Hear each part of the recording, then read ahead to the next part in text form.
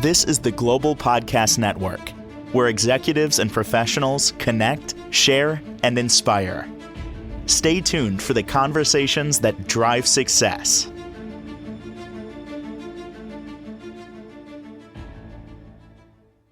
Something you might want to realize is that we are piloted by the stars. It's called astrology. It's been around for a long time. It is a science. And we're going to talk about that today. She helps people pilot their lives forward and make transformations using astrology and also life coaching. So great to have her back. We're going to talk about the new moon that's about to reveal itself very soon. She's our professional of the year. Nancy Volante is back with us. How are you doing? Hi, Steve. Good to be back here. Thank you so much. I'm doing pretty good. I mean, the energy is a little bit intense. So we have to just kind of look at the week and what has gone on because, when we're talking about astrology, yes, we're talking about individually, right? But we're also talking about collectively, which means what's going on outside of ourselves and how is that affecting us? I just got a download. There was a song by Duran Duran, came out in the 80s and was called New Moon on Monday. It was a big hit, like top 5 hit. This new moon, I believe, is on Sunday, so we're off by a day. Right. But what is this new moon going to mean for us? Well, the new moon is in Capricorn. So it's our first new moon of 2026. So it's in Capricorn. Capricorn is an earth sign. So that's the element. So we're dealing with practicality. We're dealing with work ethics. We're dealing with how do we value ourselves in society through our status, through how we work, our morals, and how we connect with other people. Capricorn can go both ways. It can go from top down, right? When we're going from top down, sometimes there can be a little greediness. There can be a little power over another.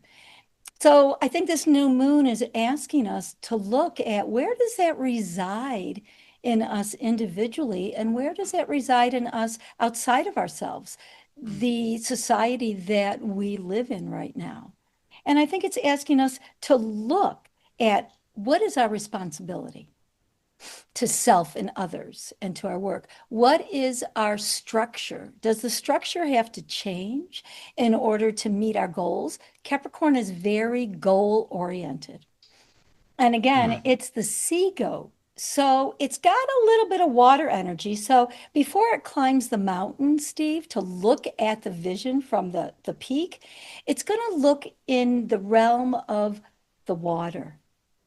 It's going to look in the realm of lineage or what is memory? Because the opposite of Capricorn is Cancer. And Cancer is water.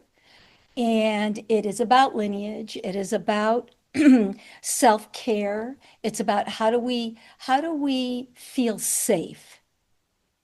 What is our safety barometer? Internally and externally. And what I find so interesting about this new moon and why I think it's special, asking us to align to what our goals are, how we're grounded, and then embodying the spirituality around that. I find it interesting to backtrack that we had the full moon in Cancer, the last full moon of 2025. So, we still have that energy. Cancer is still, because they're polarity points, it's Cancer is guiding us into this new moon of Capricorn with a sense of, can we be more intuitive? Can we understand the past and what we need to let go of and what we need to move forward in through our goals? New moon, the intention. Oh, big mouthful. So let's go deeper. You said goals, goal oriented. Would you say that this is a good time, right after this new moon? It's a good time to start something new. I do.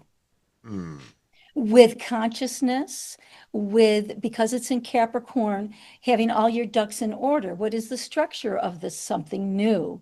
What is the system of what is new? How can I move forward, not running, but walking? That's what Capricorn likes because it's an earth sign. Earth is practical, that element wants things done in a way that has a formation. Now, if the formation changes and dissolves, that's okay. Now we got to work. Now we got to build. Wow. Yeah. Because I, myself included, I know a bunch of people that are next week starting some new things. Is that right? Yeah. That's Yes, so that's beautiful. part of why I asked. I was like, all right, it seems like it's the right time. It's the right time. And it's the right time also because this new moon is in conjunction. Conjunction is when the planets are all blending together. So they're energizing each other with their traits. So we have Mercury in the mix, Mercury in Capricorn. So it's asking us, how are we going to communicate? How are we going to learn the lessons from the past in order to carry over some new ideas in learning, and how do we communicate that? Also, conjunct Mars in Capricorn. I want to move forward. I want to move forward with energy. I have my body. I'm ready to go. This is where the caution is to Mars wants to move fast in Capricorn, but in Capricorn, Capricorn wants to slow it down so you don't miss connecting the dots. You talked about lessons.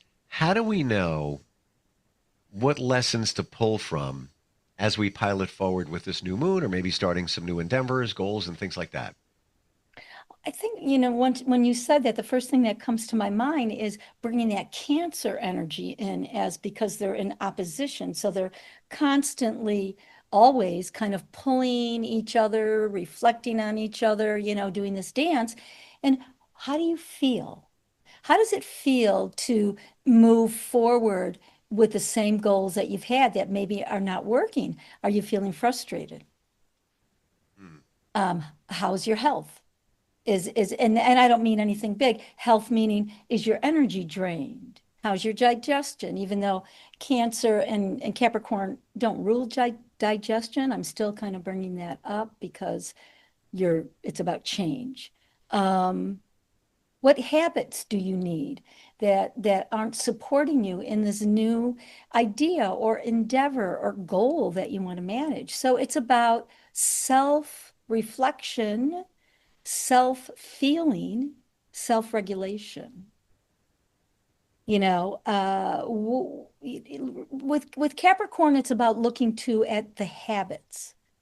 What habits are supporting me right now and what's not? It's it sounds like this is a time to soul search, like really start looking a little bit deeper more than other times. Would you say that somewhat accurate? I think it's really very accurate. And I love it that the last podcast that we did together was about the soul. So we're threading, and I love threading because that's creating something, right? With what you and I are doing and how the audience is perceiving. So I'm going to say, everybody think, oh, Capricorn is so like, you know, power and this and that, and just very matter of fact. But the deeper side of Capricorn is very spiritual. Hmm. And it's very spiritual because Capricorn runs deep into the maturity of your soul, the maturity of what you want. And that takes time and space. How do you tap into that though? Ah, I think we tap into it. You can tap into it through meditation, walking, all those tips that a life coach or an astrologer or anybody in the healing field gives, right? But I think the biggest thing, I love that question that you're asking me, and I'm doing it intuitively and how I feel is what are you feeling inside your gut? What's Hmm. driving you forward that you like, oh yeah, I'm feeling that, and we've all done it. I'm raising my hand. Um, I'm feeling something, but that's not true. I don't believe that. I'm just going to go with what I'm doing because it feels comfortable, it's good, Yep. but it's that gut, that's intuition. And that's Cancer. The polarity point is deep intuition, raw intuition. So I think it's about tapping into how do we trust our intuition and not the monkey mind. Now we need the mind in order to formulate, right? In order to get things out there, the ego and all that in a healthy way. But how do we like not separate, but like say, okay, chill out, mind. Let's just chill out for a second. Let me just take a moment to feel my intuition, which is more lower. It's in the lower three chakras, right? The navel, the solar plexus, mostly the navel. That's where we create, that's where we birth. That's all of that. So I think it's a practice. It's not a rigid practice, Steve, but it's a practice of allowing yourself to trust. Well, we should trust our intuition and our gut, no matter what time of the year, moon, Yes. new, you know, uh, full, whatever it might be. Whatever. But I'm detecting from you, Nancy, that now it's really, really important to honor what's coming from your intuition. Yes. And astrologically now, I'll kind of give you some energy with that. I think it is a really good time to do that because we are in, and we're not going to mask this, we're in a turbulent time. Humanity is in a turbulent time. We know that. We're not talking politics, we're just talking what is. And I think we're at a choice point. And the planets are saying that to us. We have started, and I wrote some dates down. Excuse me, let me just look at these. We've come off of a year that was in the element of earth and water. So that was about churning things up.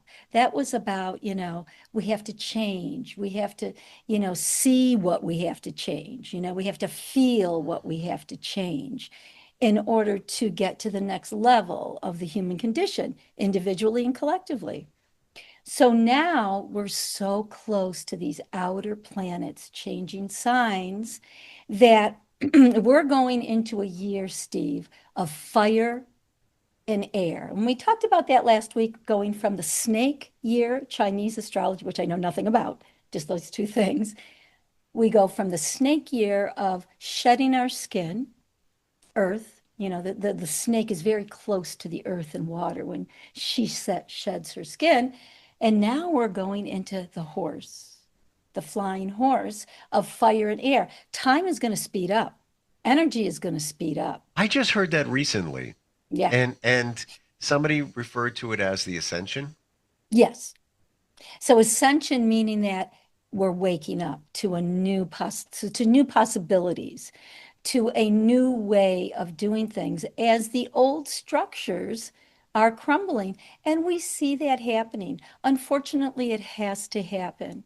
We give many blessings out to stuff that has happened that is not um, of the highest good, right?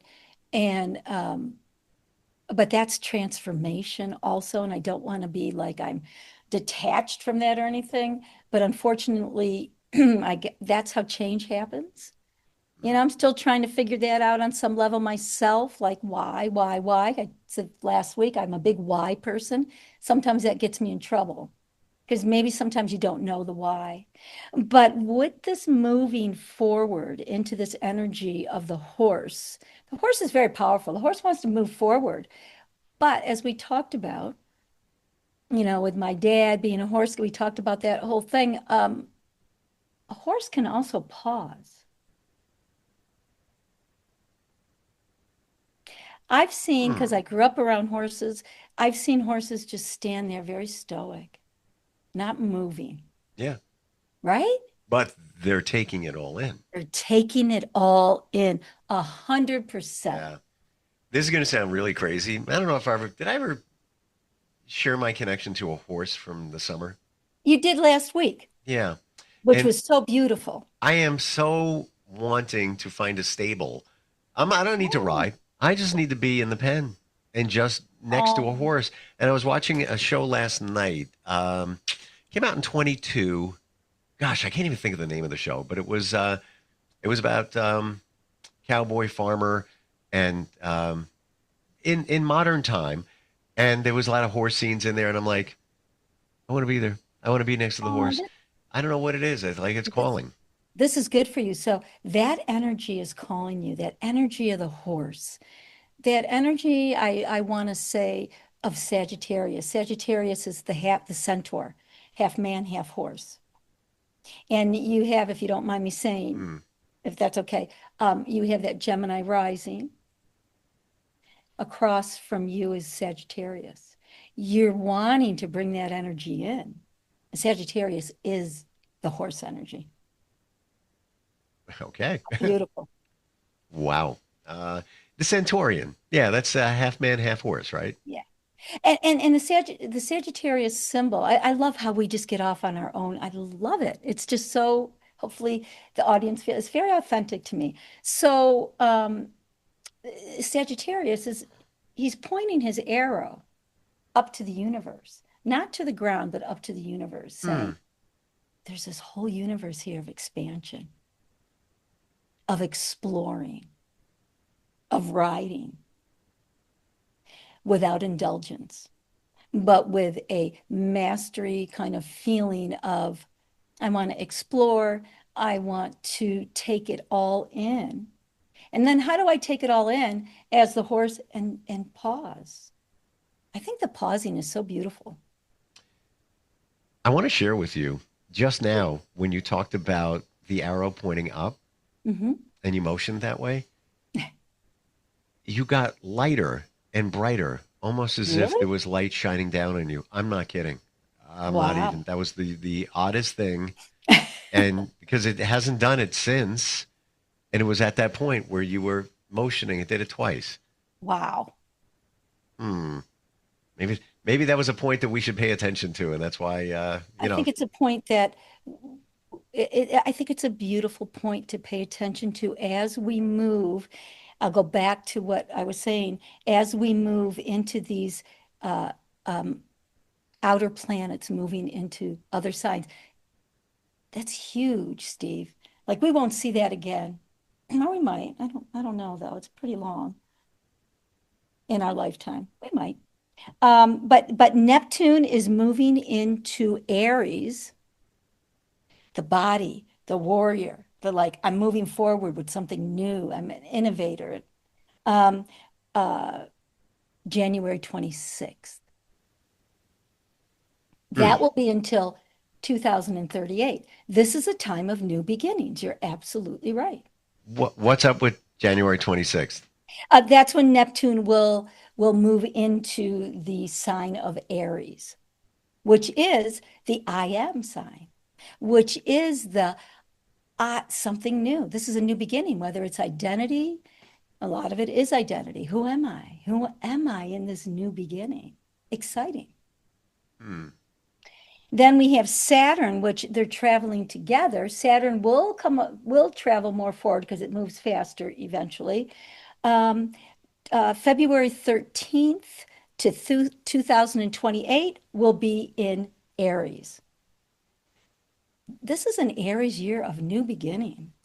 Not of, because Aries is the warrior, but let's make this the creative warrior, not the warrior. That was a mouthful. Do you feel that a lot of this has to do with this being a 1 year? Yes, Hmm. the new beginning. Nine was the year of endings. And Neptune and Saturn were in Pisces. So it was trying to figure out, okay, what needs to dissolve? What are the foundations that need to dissolve? Because you have to dissolve in order to create a new foundation that's strong and healthy and real and authentic. So these planets are guiding us in such a beautiful way. And it's, again, always by choice. And then we have one more, Steve. Of course, Pluto is an Aquarius. That's a biggie. That's going to be there. We got to talk about that on its own. That'll be there for 2044. But then we have Uranus, which is so good for you, right on your ascendant, moving into Gemini until 2033. Time to pay attention of what needs to move into a new era, to move into a new creative, a risk, the unknown. Hmm. I love Uranus, but I'm Aquarius, so of course, you know. This, Rules are. there's so many clues here in terms of what we should be doing, but on a surface level, it's start new, new chapters. Let's say things ended, and as I think about it, Nancy, we talk about last year, the 9 year. I had things end. So did There's, I. definitely, there's not even a doubt about it. And part of me is like, well, oh, what a coincidence. No, it was meant to be that way. So now take that, whatever those endings were in our lives last year, and now start anew. Exactly. Should we be intentional about doing that, like starting new things? Like let's say somebody's had an idea for, I don't know, a side hustle. Yeah, they're thinking about it. It's just in there. They're feeling their gut. It's like, you should do this. You should. I'm busy. I don't know. Should I devote the time? Maybe there's a little investment in that. Hey, let it go. Let it go. No, it's go time. Would you say that we should look at it that way? I think you should. I think that's a really great way to look at it, and it's really practical. This new moon being in Capricorn as it is, that new moon in Capricorn is guiding us into this new year of change and new beginnings. It's so beautiful. And with that comes discipline, comes, I have it written down here, comes consistency, comes long-term goals. So because that new moon is guiding us through Capricorn, this is the lens in which our intention right now can be looking through as we walk forward. Structure, routine, systems, progress, small and steady. And that's the life, the wellness coaching, the life coaching part of it. How do we connect this new moon in Capricorn and all these big themes that we talked about? How do we connect that in our life to make it, again, practical Now, on right a, now? a life coaching level, when we talk about these new beginnings and things we should try and make some changes in order for it to stick, as opposed to, well, I did it and it didn't work out, and I just throw it to the side and just keep going or do something else. That we should be intentional about how we're doing it. That there are systems, that there are protocols to ensure the amount of success that we're looking for. Yes. Yeah, and I think that involves commitment. Mm. That's what Capricorn loves. And Capricorn loves respect. Respect what your morals are. Follow those and respect the systems that you're moving into now, and respect the systems in a way that are dissolving too. So you have that integrity because I feel that Capricorn, I think all the signs are about integrity and their own level. For Capricorn, the integrity is about commitment. It's about being held accountable. If you're wrong and you do something wrong, be held accountable for that in order for you to be able to have the intention to move forward. So that's broad for everybody. As even just looking at next week with the new moon, that we should make sure that our integrity is in place. For me, it's everything. It's the Me most too. important thing in your life. Yes. But also be genuine, authentic, and intentional. Yes. Hmm. Because as this is what I love about astrology. It is a system, right? And it's a system that has every aspect of the human condition and duality in it. So there's a lot of planets in Capricorn right now. Some of them are moving out, but it was a big stack, right? So now we're moving through this new moon, Steve, and guess what's next? All these planets are going to go through Aquarius, which is like all systems go. This is about liberation. This is about innovation. This is about freedom, but it's about authenticity to the human condition and humanitarian issues. Final question, based on exactly what you just said, Aquarius. I've heard that this is the age of Aquarius with the ascension to the fifth dimension, Yes. who, by the way, had a big hit song back in 1969, Yes. Age of Aquarius, or Beautiful. Aquarius. Is this what we're talking about? This is the age of Aquarius.